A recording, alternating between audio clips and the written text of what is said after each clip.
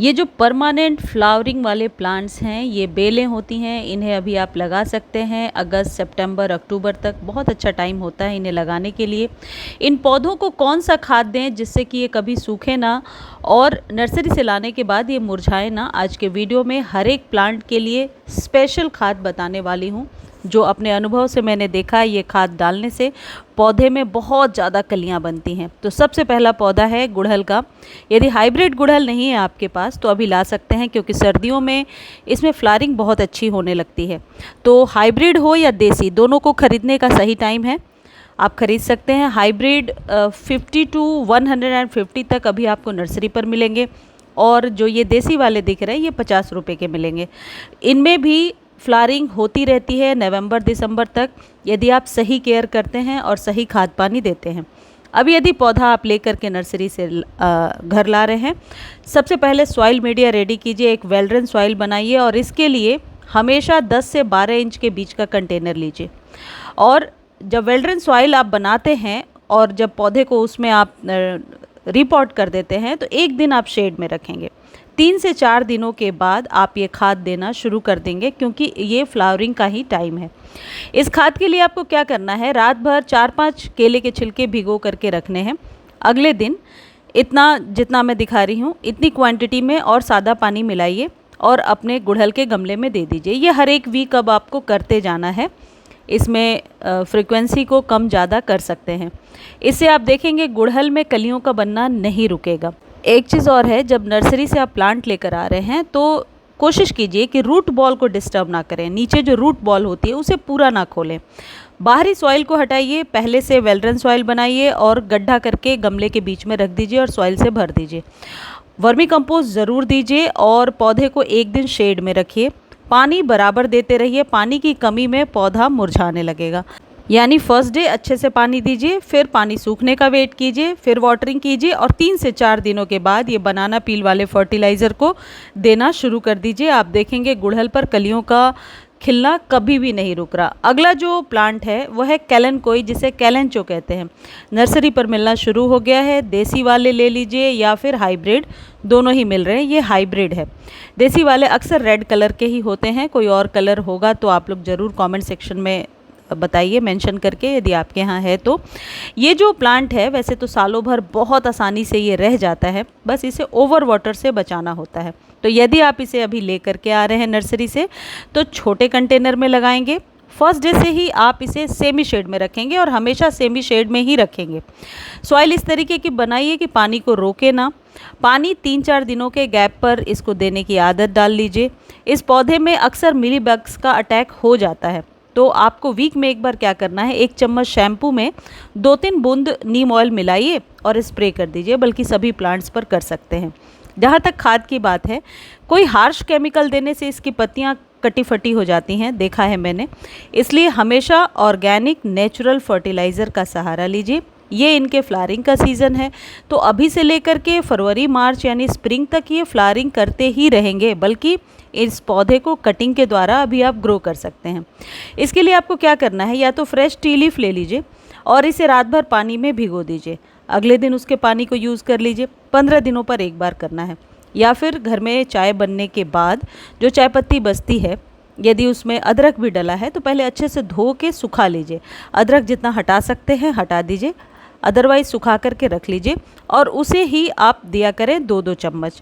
वो भी आपके पौधे पर बहुत ही बढ़िया काम करेगा। अब ये वाला जो फर्टिलाइज़र है, जो चायपत्ती वाला, इसमें यदि लेमन पील्स इस तरीके से आप मिला देते हैं, जाहिर है नींबू को स्क्वीज़ करने के बाद हम छिलकों को फेंक ही देते हैं, उनको आप भिगोकर रात भर रखिए, चायपत्ती डाल दीजिए उसमें।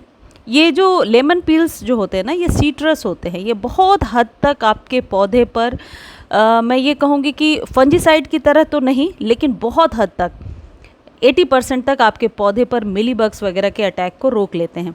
तो इसका आप स्प्रे बना लीजिए और अपने सभी पौधों को दीजिए। स्प्रे वीक में 2-3 बार कर सकते हैं। इसे बना करके स्टोर करके भी रख सकते हैं, लेकिन स्प्रे बॉटल में भरने से पहले 2-3 बार अच्छे से छान लीजिए, वरना स्प्रे बॉटल ज़रूर ख़राब हो जाता है। अगला जो पौधा है ये है गंधराज, जिसे गार्डेनिया भी कहते हैं। ये पेड़ नुमा आकृति भी ले लेता है, बहुत ही आप कह सकते हैं बेल नुमा भी इसे आकृति दे सकते हैं अपने घर के बाहर, बल्कि मैंने देखा है लोगों ने बिल्कुल ट्री की तरह इसे लगा रखा है। यदि गमले में उगा रहे हैं तो किस प्रॉब्लम को फेस करना पड़ेगा वो मैं पहले बता देती हूँ। इसमें जो है कलियां गिरने लगती हैं, कलियां खिलने के पहले गिरने लगती हैं, और बर्ड्स ड्रॉपिंग की जो ये प्रॉब्लम है इस वजह से बहुत लोगों की क्वेरी आती है कि कली बनती है और इस तरीके से सूख जाती है, पत्तियां जली जली हो रही हैं। देखिए, एक तो ये बहुत धूप में पौधा कभी भी सर्वाइव नहीं करेगा। न्यू प्लांट नर्सरी से लेकर आ रहे हैं तो 4-5 दिनों तक अपने गार्डन में पहले ऐसे ही छोड़ दीजिए, पानी वगैरह देते रहिए इसे, वहाँ के इन्वायरमेंट में इसे बिल्कुल आप यूँ समझ लीजिए कि थोड़ा सेटल होने दीजिए। पत्तियां यदि पुरानी हैं और येलोइश हो रही हैं तो परेशान होने की ज़रूरत नहीं है, उन्हें कट कीजिए और हटा दीजिए। लेकिन एक खाद जो मैं बता रही हूँ ये इस पर जो कलियों के गिरने की समस्या है या पत्तियां पीली होती हैं, इन समस्या को जड़ से ख़त्म कर देता है। इसका इस्तेमाल वीक में एक बार करना है यदि प्रॉब्लम ज़्यादा होगी तो। और यदि बर्ड ड्रॉपिंग की प्रॉब्लम ज़्यादा नहीं है या पत्तियां फ्रेश हैं, ज़्यादा येलोइश नहीं हो रही हैं, तो 15 दिनों पे भी इस्तेमाल कर सकते हैं। और यह है NPK 19-19-19। एक बैलेंस्ड डाइट होता है आपके गंधराज के लिए। इससे आप 1 चम्मच 1 लीटर पानी में डालिए और स्प्रे कर दीजिए, कलियों पर स्प्रे कर दीजिए। आप देखिए बिल्कुल भी कलियों का गिरना 1 से 2 दिनों में ही बंद हो जाता है। गंधराज पर ओवर वाटर मत कीजिए, धूप में नहीं रखना है, मॉर्निंग की धूप मिल जाए ठीक है, डायरेक्ट सनलाइट में ये हमेशा ख़राब होता है।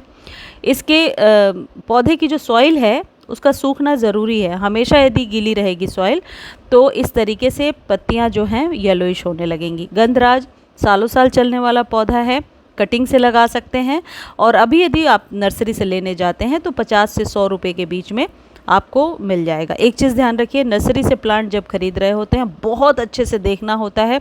कई बार फंगस लगा होता है प्लांट में और हमें पता नहीं होता, तो पत्तों को उलट पलट कर देखिए, क्योंकि एक साथ बहुत सारे पौधे रखे होते हैं तो एक पौधे में यदि कोई इस प्रकार का डिफेक्ट है तो सभी में हो जाता है, इन्फेक्टेड हो जाते हैं। तो बहुत सोच समझ करके खरीदिए। और ये जो आप देख रहे हैं इसे आप अपने सभी पौधों पर स्प्रे कर सकते हैं, और पौधा लाने के 2-3 दिनों बाद से यदि इसका स्प्रे करते हैं, 1 या 2 बार स्प्रे कर देते हैं, तो इससे भी पौधा मुरझाने से बच जाता है। जो लोग कह रहे हैं कि नर्सरी से पौधा लाने के बाद सूखने लगता है, तो ये NPK 19-19 से आप स्प्रे कीजिए। इसको खरीदने का लिंक मैं डिस्क्रिप्शन में दे दूँगी। जिन्हें डायरेक्ट लिंक कॉपी करने नहीं आता वो टेक्स्ट करेंगे तो उन्हें मैं लिंक प्रोवाइड कर दूंगी।